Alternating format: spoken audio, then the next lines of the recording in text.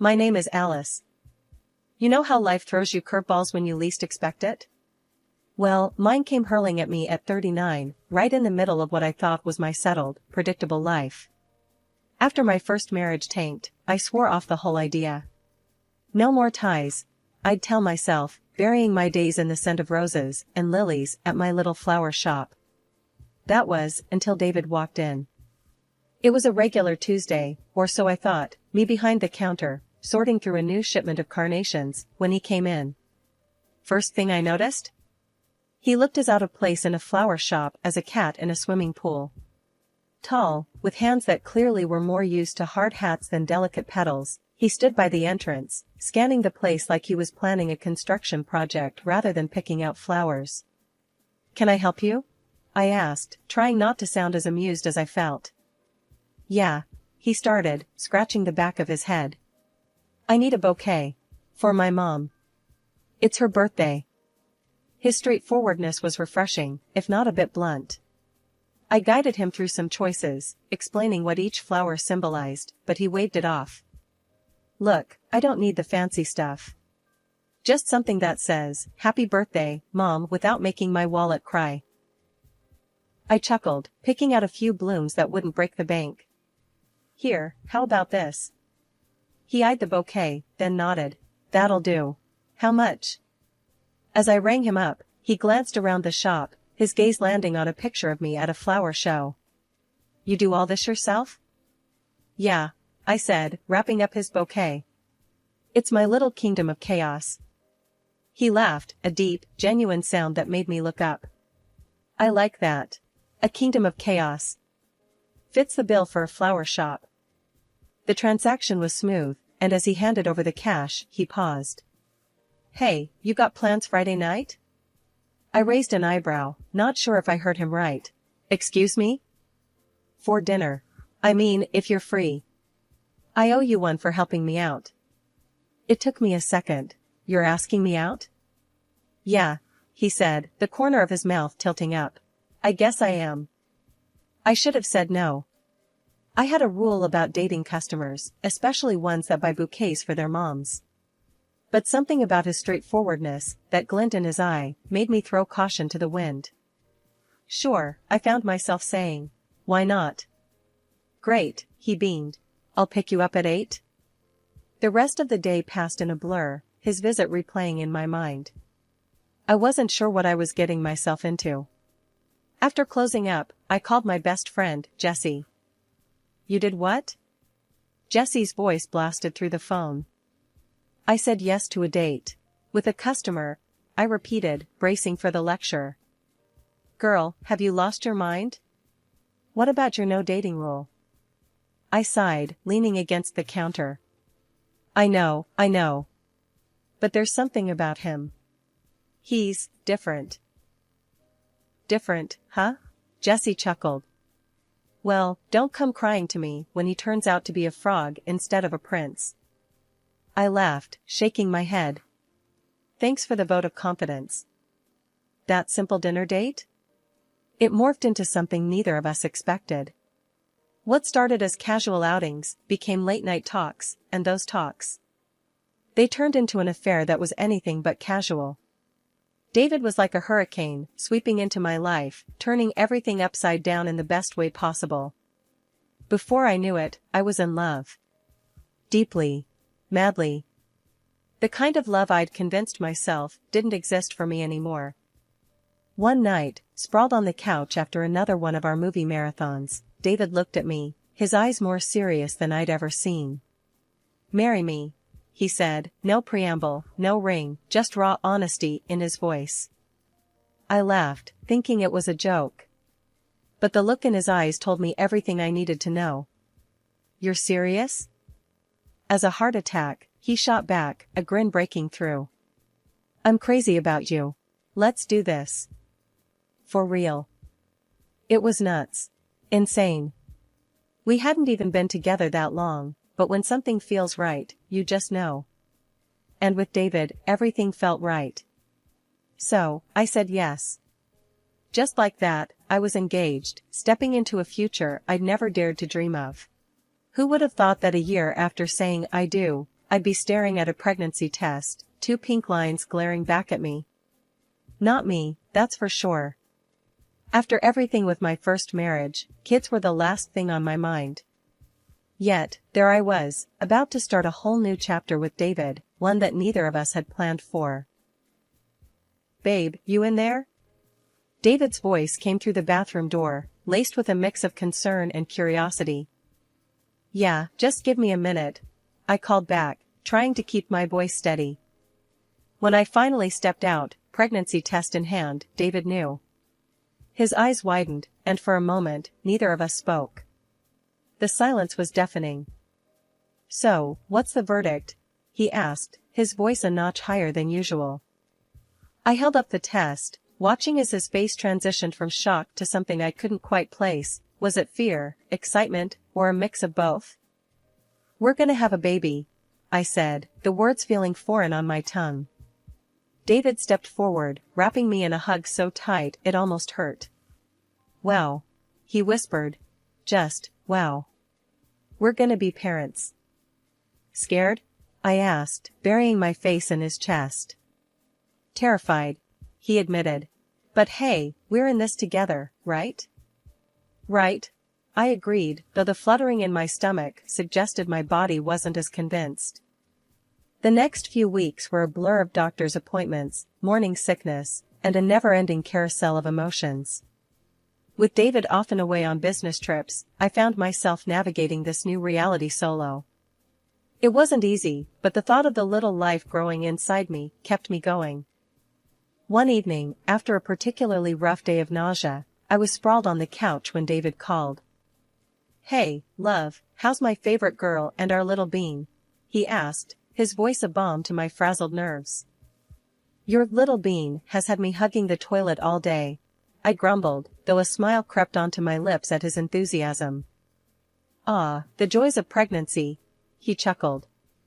"Listen, I was thinking, why don't you take it easy, quit the shop for a while? We've got savings, and this should be a time for you to relax, focus on the baby." I hesitated. My flower shop was my sanctuary, the one place where I felt in control. But as another wave of nausea hit, I realized David was right. "Maybe you're onto something," I conceded. "I'll think about it." "Good. And hey, I'll be home this weekend. We can talk more about it then." Hanging up, I felt a mix of relief and apprehension. Quitting my job meant embracing this new role fully, but it also meant letting go of a part of myself. Was I ready for that? David's return that weekend brought a sense of calm to the chaos. We spent hours discussing our future, making plans, and dreaming up names for our baby. It was during one of these conversations, curled up in bed, that I made up my mind. "I think I'm gonna do it," I said, breaking the comfortable silence. "Do what?" David mumbled, half asleep. "Quit the shop. For now, at least. Focus on being a mom." David propped himself up on one elbow, his eyes searching mine. "You sure? You love that place." "I do, but I love our family more. And who knows, maybe down the line, I can start something new. A flower shop that's also a nursery, maybe?" David laughed, pulling me closer. "You, my love, are brilliant. We'll figure it out. Together." And just like that, a new chapter began. Not just for me, but for us. It was daunting, sure, but with David by my side, I felt like we could tackle anything. Even the unpredictability of parenthood. The thing about dreams is, sometimes they're not yours, they're someone else's that just happen to bulldoze into your life. That's what happened with David's folks, specifically his mom, Linda.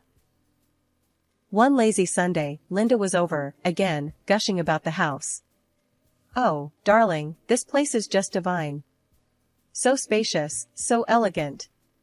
Imagine the family gatherings we could have." "Yeah, it's great for the two of us, and the baby, soon," I added, trying to be polite but firm. I wasn't about to let her interior decorating fantasies run wild in my home. "Oh, but think about it.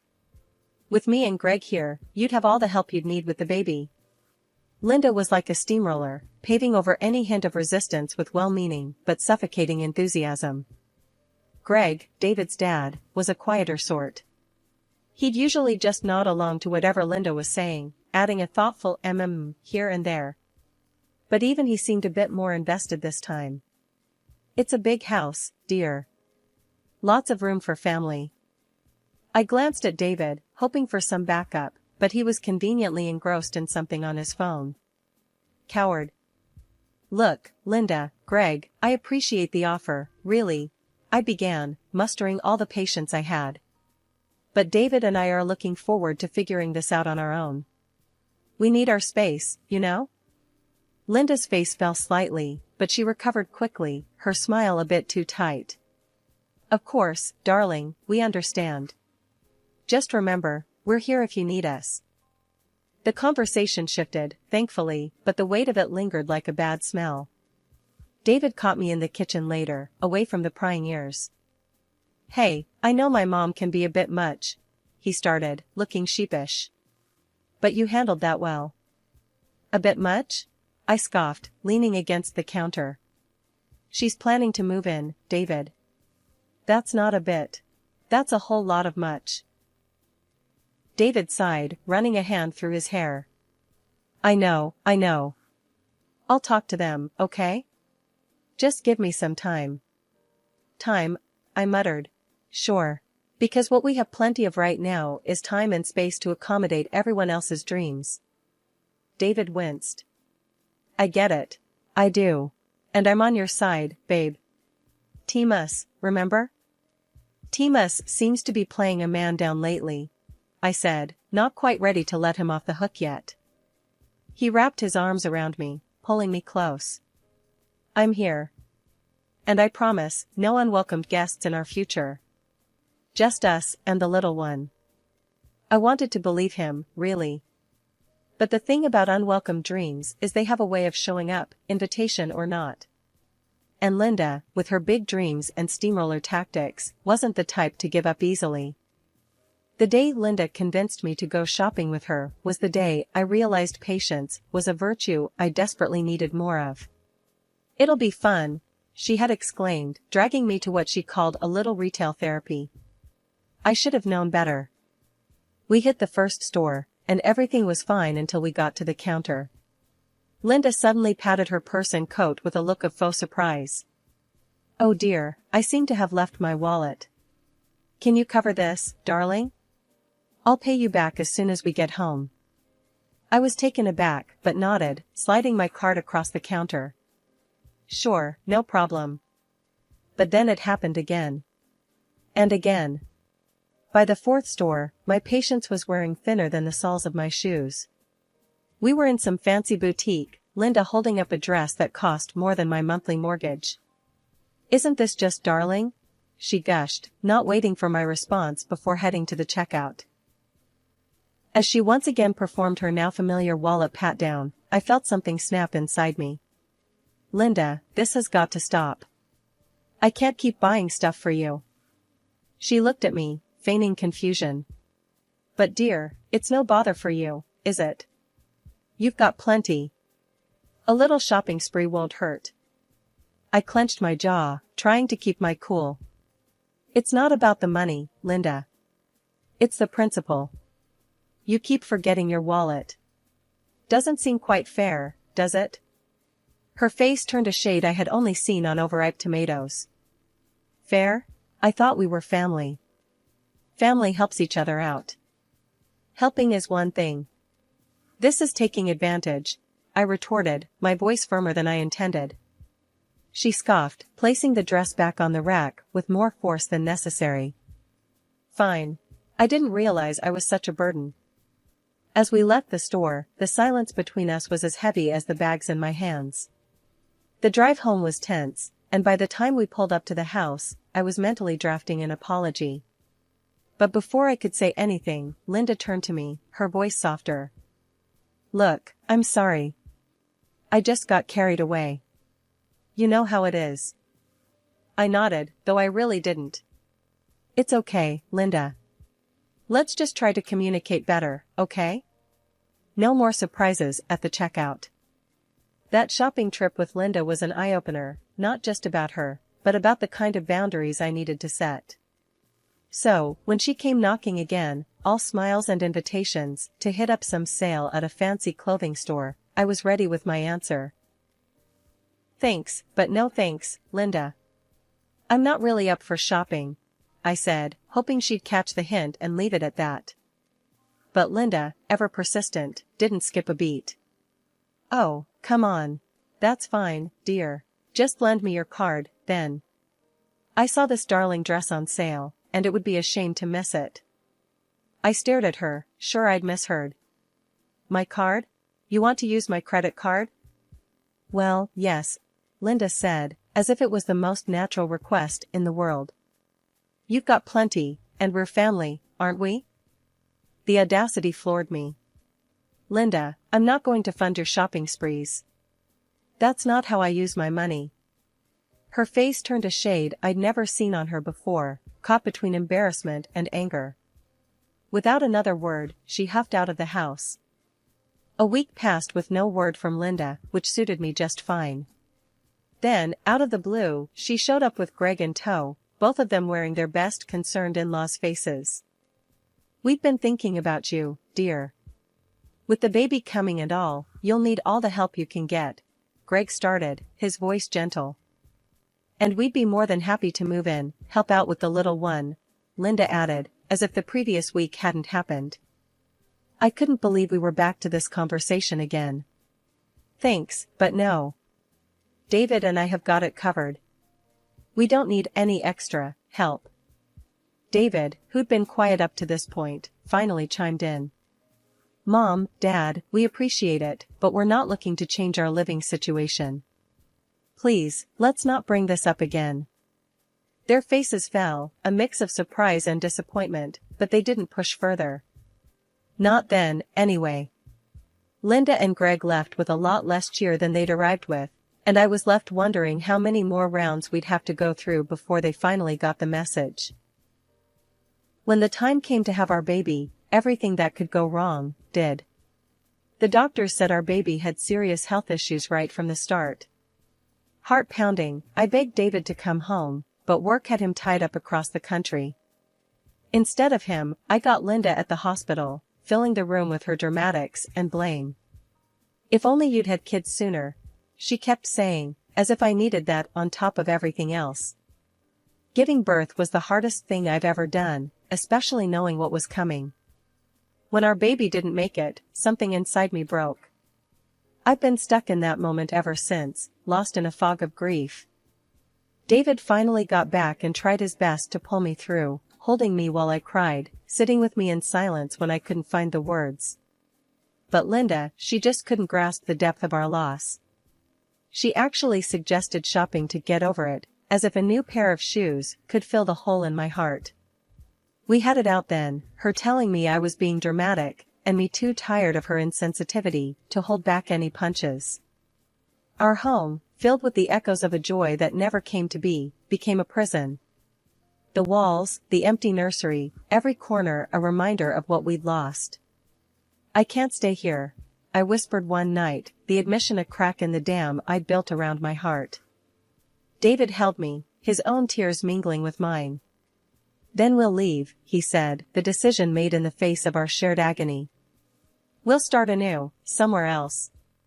For us, and for the memory of our child." We found a smaller place, far from Linda's reach and the memories that haunted us. The move couldn't come fast enough for me. I was counting down the days, eager for a fresh start away from the pitying looks and the silence that echoed too loudly in the rooms where our baby should have been. The idea of moving, of leaving it all behind, was the first thing in a long time that felt like hope. Not the bright, shining kind, but the gritty, determined sort that gets you out of bed in the morning when nothing else will. I was ready to say goodbye to the house, to Linda's interference, and to the shadow of grief that had settled over my life. I was ready to try and find some kind of peace, or at least a place where the memories weren't so loud. The days leading up to the move were a blur of boxes and packing tape. David had to jet off for what was supposed to be a quick trip, another project that couldn't wait. I was elbow deep in sorting through our lives when my phone rang. The voice on the other end was supposed to tell me David's flight got delayed or something trivial like that. Instead, it dropped my world out from under me. Accident at the site. David didn't make it. I was frozen, the phone slipping from my hand. We'd just lost our baby, and now David? It felt like some cruel joke, a nightmare I couldn't wake up from. I was still in that daze when Linda showed up, her timing impeccable as ever. But instead of the shared grief I expected, her first words knocked the breath from me. "Well, we'll have to move in with you now." It's what David would have wanted. I stared at her, dumbfounded. Was she serious? Her eyes roamed the room, already planning, already imposing her presence in a home that was about to not be mine anymore. "How can you even think about that now?" I managed, my voice hollow. "David is gone, Linda. Doesn't that mean anything to you?" She waved off my words, her mind clearly set. "We need to think practically. You can't stay here all alone." It's settled then. I couldn't handle it. Without another word, I turned and walked away, the sound of her voice fading as I shut the door to my room. Linda didn't know the house was already sold, that in a month, none of this would be mine anymore. Not that it mattered. With David gone, it didn't feel like mine anyway. The day finally came to close one chapter and start another. After signing the papers and sealing the deal, I went back to the old place to gather the last of my things. The doorbell rang just as I was wrapping up. Expecting maybe the new owners or a late mover, I opened the door, only to find a truck loaded with my in-laws' stuff. My heart sank. Not now, not today. Linda was all smiles, announcing they were moving in to take care of me, as if I hadn't made it clear that I needed space, not more chains. I was about to respond when she just started directing the movers to bring stuff in, as if she owned the place. Just then, the actual new owners pulled up, looking confused and a bit annoyed at the scene. They asked who these people were, and I had to explain. They're nobody, really. Just some folks who got the wrong address. The moment Linda realized the house had been sold, she exploded, accusing me of stealing her dream, of ruining everything. It was all about her dreams, her needs. Not once did she consider my feelings, my loss, or what I wanted for my future. Her husband, ever the quiet one, then had the audacity to suggest they move in with me to my new place. As if after everything, that was somehow going to be okay. I was beyond words. "Look, I don't know what fantasy world you're living in, but you're not part of my life anymore. Not like this. You need to leave." I turned to the new owners, my face burning with embarrassment. "I'm so sorry. Let me help you get them off your property." The suggestion of calling the police was enough to get them moving. They left, taking their truck of broken dreams with them. Settling into my new place was like stepping into a fresh start, a chance to build something from the ground up, just for me and, as it turned out, for someone else too. The house felt empty at first, like it was waiting to be filled with life and laughter again. And life, unpredictable as ever, had a plan. The insurance money came through sooner than expected, a bittersweet reminder of everything lost. But it gave me the means to start anew, to do something meaningful. That's when I decided to adopt. There was a little one, abandoned, needing a home as much as I needed to fill mine. Bringing that child into my life, into my home, changed everything. It felt right, like this was meant to be my path all along. As for Linda and her husband, last I heard, they blew through their money on foolishness and ended up in some cramped apartment. Can't say I'm surprised. They were always more about the show than the substance. Serves them right, I muttered to myself when Jessie, my best friend, brought me the gossip. But I didn't dwell on it. They made their choices, and I made mine. Jessie, ever the rock, dropped by one day, her usual whirlwind self. "Look at you," she said, eyeing the chaos of toys and art supplies that now decorated my living room. "Who would have thought, huh?" I smiled, watching my child play. "Not me, that's for sure, but I wouldn't change a thing. David would be over the moon," she added softly, leaning on the counter. "Yeah, I sighed, my heart heavy with missing him but filled with love for the life we were building. He would be. Our life moved on, filled with the small adventures and challenges of raising a child. My heart, once broken, began to heal, wrapping itself around my new purpose. This wasn't the life I had planned, but it was the life I was meant to have. And through all the ups and downs, I felt David's love, a guiding light through the darkness.